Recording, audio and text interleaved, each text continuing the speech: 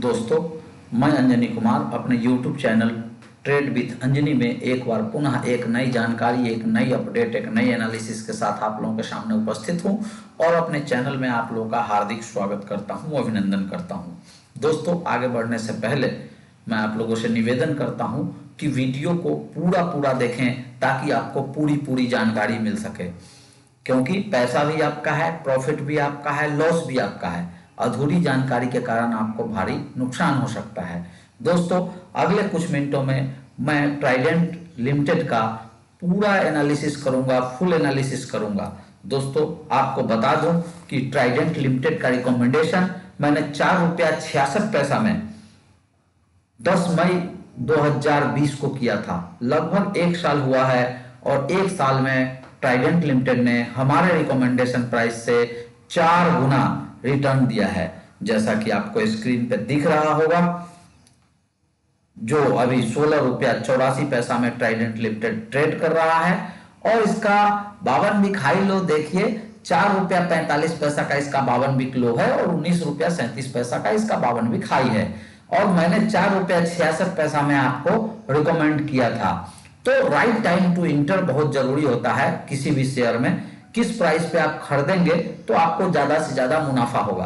अब इस प्राइस पे क्या करना चाहिए और कंपनी क्या करती है, ये 2 कारण है पूरा एनालिसिस करने का। चूंकि जिस समय मैंने ट्राइडेंट लिमिटेड का एनालिसिस किया था उस समय मैं यूट्यूब पे नया था, इसलिए उतने व्यूअर नहीं थे। तो इसलिए जो नए व्यूअर हैं और आज के डेट में मेरा व्यूअर बेस बढ़ चुका है, तो उन सब के लिए इसका पुनः पूरा फाइनेंशियल एनालिसिस करना मुझे जरूरी लगता है। और मैं अभी जो एनालिसिस करूंगा वो इस प्राइस के हिसाब से होगा। इसलिए ऐसा नहीं है कि जो लोग उस एनालिसिस को देख चुके हैं उनके लिए यह जरूरी नहीं है, क्योंकि इस वैल्यूएशन पे जब कंपनी का प्राइस ऑलरेडी 4 गुना बढ़ चुका है तो इस प्राइस पे कंपनी किस पोजीशन में है यह जानना आपको अति आवश्यक है। दोस्तों, ये कहना बहुत आसान होता है कि ये खरीद लीजिए, ये खरीद लीजिए, ये इतना हो जाएगा, ये इतना हो जाएगा, लेकिन मैं देखता हूं कि लोग ये नहीं बताते कि क्यों उतना हो जाएगा। ट्राइडेंट ₹17 पे ट्रेड कर रहा है, यह यहां से मल्टी बैगर हो जाएगा। बहुत खुशी की बात है, मल्टी बैगर हो जाएगा, लेकिन मल्टी बैगर क्यों हो जाएगा, उसका फाइनेंशियल आधार क्या है, इस बात का बेस क्या है और क्या पिछले 5 साल में ये कितना कमा के दिया, ये सब चीजें जानकारी होना अति आवश्यक है। नहीं तो आप ऐसे शेयर में फंस सकते हैं जो ऑलरेडी अपने हाईएस्ट वैल्यूएशन पे हो और आपका पैसा बहुत दिनों तक जाम हो सकता है। तो दोस्तों, चलिए आगे शुरू करते हैं ट्राइडेंट लिमिटेड की कहानी। तो दोस्तों, ट्राइडेंट लिमिटेड जो है 1985 में शुरू हुई थी और यह इंडिया का लार्जेस्ट टेरी टावल मैन्युफैक्चरर है। लार्जेस्ट, ध्यान रखिएगा। पहले आलोक इंडस्ट्री के बारे में भी इस तरीके की चीजें आई थी। मैं कई वीडियो में भी बोला था कि अगर आलोक और ट्राइडेंट की तुलना करें तो Trident is far better than Alok. Alok में जो लोग उस प्राइस पे परचेज किए वो अभी फंसे हुए हैं, बट ट्राइडेंट पे जो लोग उस रेट पे परचेज किए उनका पैसा काफी राइज किया। तो इसलिए ध्यान रखिए कि इंडिया लार्जेस्ट टेरी टावल मैन्युफैक्चरर है ट्राइडेंट। यह टेरी टावल में वर्ल्ड का टॉप 5 कंपनी में आता है, मैन्युफैक्चरिंग में टॉप 5। बहुत बड़ी बात है वर्ल्ड के टॉप 5 में आना। 100+ कंट्री में इसका बिजनेस है, मतलब एक्सपोर्ट जो करता है 100+ कंट्री में इसका एक्सपोर्ट होता है। इसकी जितनी भी प्लांट है, मूल रूप से 3 जगह इसका प्लांट है। संघेड़ा जो पंजाब में है, धौला वो भी पंजाब में है और बुधनी एमपी में है, जिसमें सबसे बड़ा जो प्लांट है इसका धौला में है। तो इसके जितने भी प्लांट है वो स्टेट ऑफ आर्ट टेक्नोलॉजी से जुड़े हुए हैं। स्टेट ऑफ आर्ट टेक्नोलॉजी वो होता है plant end to end product निकालता है, अर्थात उसको किसी भी काम के लिए दूसरे पे डिपेंडेंट नहीं रहना है। ये नहीं है कि ये काम हम बाहर से करेंगे, तो जो शुरू से अंत तक एक बार इनपुट दिया और फाइनल आउटपुट निकाला, ये पूरा प्लांट है। दूसरा, स्टेट ऑफ आर्ट का मतलब होता है हाईली इंटीग्रेटेड और हाईली क्वालिटी मशीनरी होता है। तो इसका जितना भी प्लांट है वो स्टेट ऑफ आर्ट टेक्नोलॉजी से युक्त है, इंटीग्रेटेड प्लांट है, जिससे इसको प्राइसिंग पावर भी मिलता है और इसका जो क्वालिटी है वह भी दूसरे से बेटर होता है। कंपनी जो है मूल रूप से 3-4 सेगमेंट में काम करती है, जैसे होम टेक्सटाइल हो गया, यार्न हो गया, पेपर हो गया और केमिकल हो गया। होम टेक्सटाइल जो है वो मैं आपको बता दिया। टेरी टावेल उसमें मूल रूप से आता है। कंपनी यार्न भी बनाती है, उसमें भी अच्छा खासा इसका एक्सपेंशन है। इसका सबसे जो अभी का जो हॉट केक है वो है पेपर। जो ट्राइडेंट पेपर बनाती है वो व्हीट स्ट्रॉ से बनाती है। व्हीट स्ट्रॉ आप समझ रहे हैं, गेहूं का जो पेड़ होता है उसका जो दाना हम लोग निकाल लेते हैं और जो बचता है उसको स्ट्रॉ कहते हैं। तो उससे इसका पेपर बनता है और यह एक स्पेशल टेक्नोलॉजी है और यह पूरे वर्ल्ड में सबसे लार्जेस्ट प्लांट इसका है व्हीट स्ट्रॉ बेस्ड। ये टेक्नोलॉजी ट्राइडेंट यूज करता है। पहले जो इसकी कैपेसिटी थी 1,75,000 टीपीए था, टन पर एनम, जो अब इसने 2 लाख टीपीए कर दिया है। मतलब ये पेपर प्रोडक्ट में कंटिन्यू अपनी कैपेसिटी एक्सपेंशन कर रही है और करना चाहती है। कारण क्या है कि जो व्हीट बेस्ड पेपर प्रोडक्ट ये बना रही है उसमें प्रॉफिट ऑफ मार्जिन बहुत अच्छा है, जो हमने फंडामेंटल एनालिसिस के वीडियो में आपको बताया था। और कंपनी कैपेसिटी एक्सटेंशन कर रही है। इसका प्रोडक्शन, इसका प्लांट भी जो है ना पेपर वाला, ये भी धौला में है। कंपनी केमिकल बनाती है। केमिकल में भी सल्फ्यूरिक एसिड जो बनाती है, इंडिया का लार्जेस्ट सल्फ्यूरिक एसिड मैन्युफैक्चरर है। और इसके साथ साथ कंपनी अपनी आवश्यकता को पूरा करने के लिए पावर जनरेट करती है, वो भी ग्रीन पावर जनरेट करती है, अर्थात थर्मल पावर नहीं, ग्रीन पावर जनरेट करती है। और उसकी कैपेसिटी भी इसकी 50 मेगावाट है। तो कहने का मतलब है कि कंपनी के जो भी इंफ्रास्ट्रक्चर है, प्लांट्स हैं, मशीनरीज हैं, जमीन है, 50 मेगावाट की भी अपनी अपनी अच्छी खासी कैपेसिटी होती है, पैसा लगता है। तो ये जो कंपनी है इसका वैल्यू बहुत ज्यादा है, जो एक्चुअल में आप कह सकते हैं इंट्रिंसिक वैल्यू, वो हमारे हिसाब से कंपनी में बहुत ही ज्यादा वैल्यू है। प्लांट की वैल्यूएशन, जमीन की वैल्यूएशन, पावर प्लांट की वैल्यूएशन, तो ये सब ज्यादा है। तो इन सब के आधार पे हमने आपको इसमें 4 रुपया 66 पैसा पे निवेश की सलाह दी थी और समय समय पे हम अपडेट भी दिए थे। अब देखिए इस प्राइस पे हम जरा फिनेंशियल एनालिसिस देखते हैं और देखते हैं कि इसके पैरामीटर्स क्या कहते हैं। देखिए आज के डेट में कंपनी जो है 8561 करोड़ के प्राइस पे ट्रेड कर रही है, मतलब मार्केट कैप पे बैठी है। और कंपनी पे 1951 करोड़ रुपया का कर्ज है, डेट है, बहुत ज्यादा डेट नहीं है 8,000 करोड़ के मार्केट कैप पे। और 337 करोड़ का कंपनी पे कैश भी उपलब्ध है। अब इन तीनों को जब एडजस्ट करिएगा तो आज आपका जो कंपनी का प्राइस पड़ रहा है वो 10,175 करोड़ रुपया पड़ रहा है इंटरप्राइज वैल्यू।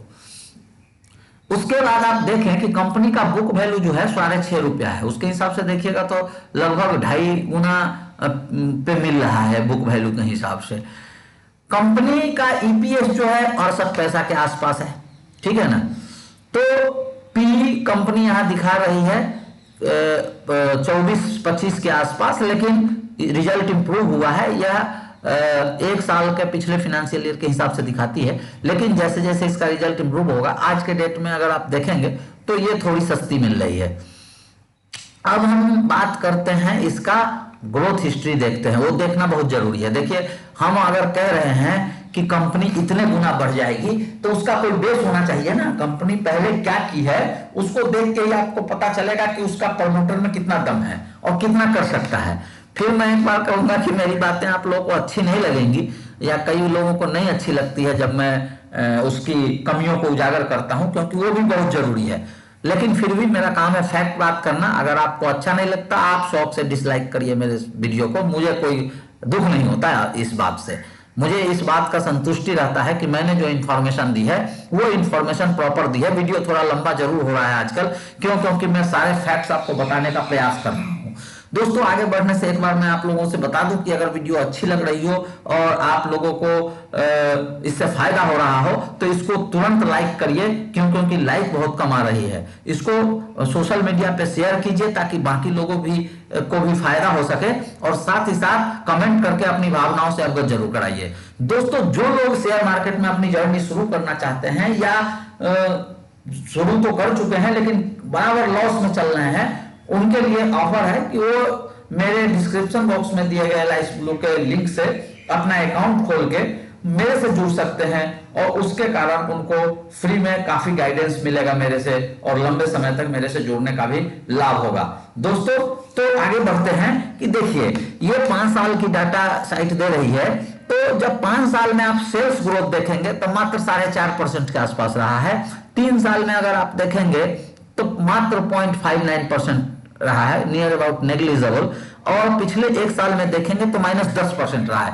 लेकिन ये -10% ज्यादा इसलिए मैं नहीं मानता हूं कि पिछले 1-1.5 साल से जो कोरोना पेंडेमिक चल रहा है उसका काफी असर पड़ा है, और इसी बीच में कंपनी अपना एक्सपेंशन भी करना चाह रही थी, तो इसलिए ये फिगर जो है, इस फिगर को ज्यादा महत्व देने की अभी जरूरत नहीं है। प्रॉफिट ग्रोथ आप देखिए तो पिछले, ये बहुत इंपॉर्टेंट होता है, पिछले 5 साल में अगर आप देखें तो ईयर ऑन ईयर 23.5% के आसपास इसका प्रॉफिट ग्रोथ रहा है। अर्थात आपका जो पैसा है उस पे 23-24% कंपनी कमाने में सफल रही है, जो बहुत ही अच्छा कही जाएगी। लेकिन पिछले 3 साल में आप देखेंगे तो इसका मार्जिन प्रेशर में है, और पिछले 1 साल में तो आप देखेंगे तो -8% प्रॉफिट ग्रोथ है। तो आप फिर वही बात है कि कोरोना पेंडेमिक का असर है। ROE और ROCE देखें तो देखिए, रिटर्न ऑन कैपिटल पिछले 5 साल में मात्र 12% के आसपास है, और पिछले 1 साल में भी 11.5% के आसपास है। मतलब 3 साल में देखेंगे तो भी 11.5% के आसपास है। अर्थात कंपनी जो है नियर अबाउट 12% मेंटेन कर रही है, जो बहुत बुरी नहीं कही जा सकती है। रिटर्न ऑन कैपिटल एम्प्लॉयड अगर आप देखेंगे तो 10% के आसपास है, जो पिछले 5 साल में इसने मेंटेन किया है। एक्चुअल में अब कंपनी जो है कैपेसिटी एक्सपेंशन भी कर रही है, तो उससे भी फर्क पड़ता है ROE, ROC और प्रॉफिट ग्रोथ पे।